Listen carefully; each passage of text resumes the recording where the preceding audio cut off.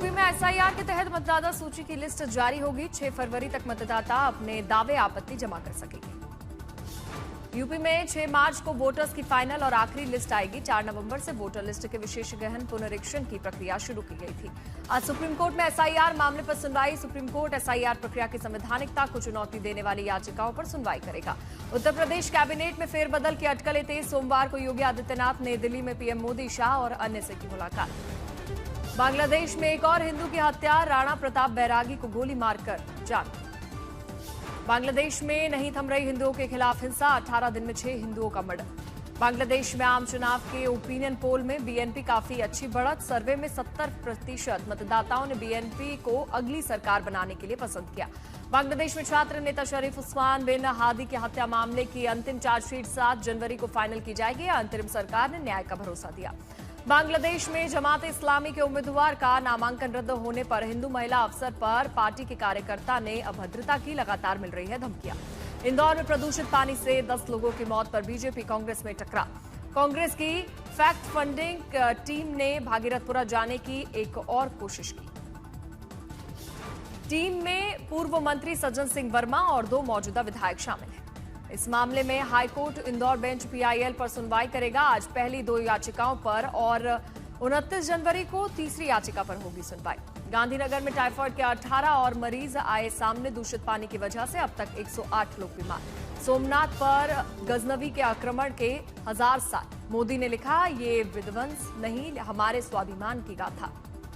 11 जनवरी को गुजरात जाएंगे प्रधानमंत्री मोदी। सोमनाथ स्वाभिमान पर्व में लेंगे हिस्सा।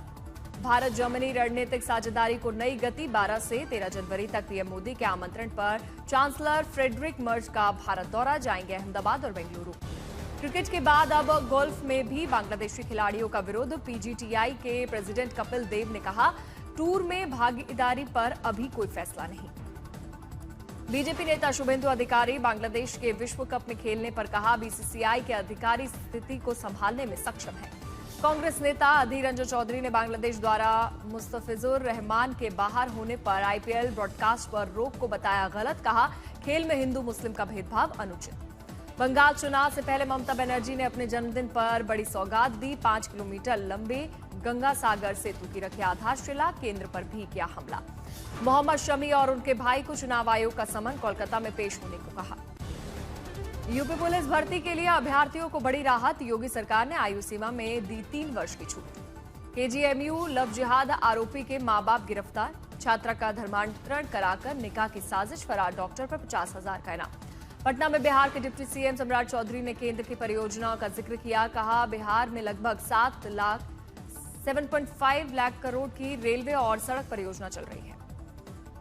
केंद्रीय मंत्री अमित शाह ने तिरुचिरापल्ली में जमकुवेश्वर महादेव मंदिर में दर्शन किए, पूजन और आशीर्वाद लिया।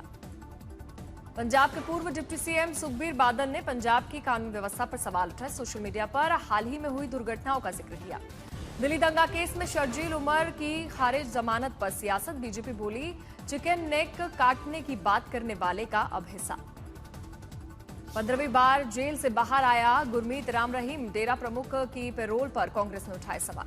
हरियाणा के पूर्व सीएम भूपेंद्र हुड्डा ने नायब सिंह सैनी सरकार पर लगाया आरोप। कहा, बीजेपी ग्राम पंचायत अधिकार और किसानों मजदूरों के हक छीन रही है। भारत ने जासूसी के लिए बच्चों का इस्तेमाल कर रही आईएसआई। पठानकोट में 15 साल का नाबालिग गिरफ्तार। पिछले 1 साल से दे रहा था सूचनाएं। पंजाब के कई जिलों तक नेटवर्क फैलने का शक। निकाय चुनाव के लिए डिप्टी सीएम एकनाथ शिंदे ने किया शक्ति प्रदर्शन। ठाणे में शिंदे ने रोड शो कर मांगे वोट। आज तक से विशेष बातचीत में डिप्टी सीएम शिंदे ने ठाकरे बंधु पर किया हमला। कहा, हमारी सरकार ने लोगों के लिए काम किया, ठाकरे बंधु कर रहे हैं खोखले वादे। महाराष्ट्र में हो रहे निकाय चुनाव में 70 उम्मीदवार के निर्विरोध जीत की हासिल। शिवसेना, यूबीटी और एमएनएस ने बीजेपी और शिंदे गुट पर गुंडागर्दी का आरोप लगाया। ठाणे निकाय चुनाव में शिवसेना और एमएनएस को बड़ा झटका। बीजेपी के 12 तो वहीं शिवसेना के 5 उम्मीदवार ने निर्विरोध जीत हासिल की। 6 जनवरी को एमसीए में नहीं होगा कोई भी चुनाव। बॉम्बे हाईकोर्ट ने केदार जाधव और अन्य की याचिका पर चुनाव पर रोक लगाई। श्रीलंका में तूफान की तबाही के बाद सामने आई भारतीय सेना। ऑपरेशन सागर बंधु के तहत श्रीलंका में 100 फीट का बेली ब्रिज बनाकर सड़क संपर्क की बहाल। माघ मेले में उमड़ा आस्था का सैलाब। कई सालों बाद निकाली गई ऐतिहासिक पंचकोसी परिक्रमा। गंगा पूजन के साथ हुई धार्मिक यात्रा की शुरुआत। अखाड़ों के प्रमुख साधु संत हुए यात्रा में शामिल। तमिलनाडु के महाबलीपुरम से बिहार के पूर्वी चंपारण लाया जा रहा विश्व का सबसे बड़ा शिवलिंग गोपालगंज पहुंचे। विशाल शिवलिंग के लोग दर्शन कर रहे हैं। लखनऊ के गोमती नगर रेलवे स्टेशन पर मिलेंगी एयरपोर्ट जैसी सुविधाएं।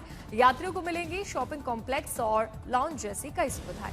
भारतीय तटरक्षक बल को मिला नया स्वदेशी जहाज आईसीजीएस समुद्र प्रताप। प्रदूषण रोधी अभियान चलाने में मिलेगी मदद। रक्षा मंत्री राजनाथ सिंह ने आईसीजीएस समुद्र प्रताप को गोवा में किया कमीशन। कार्यक्रम में सीएम प्रमोद सावंत, रक्षा सचिव समेत कई वरिष्ठ अफसर शामिल हुए।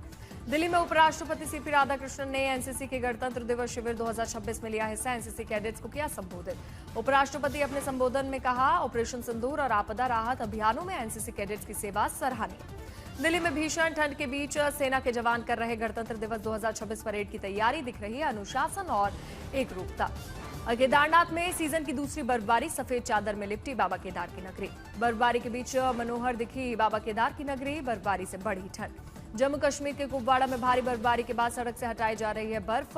3 फीट तक जमी बर्फ हटाकर सुरक्षित आवाजाही सुनिश्चित की जा रही है।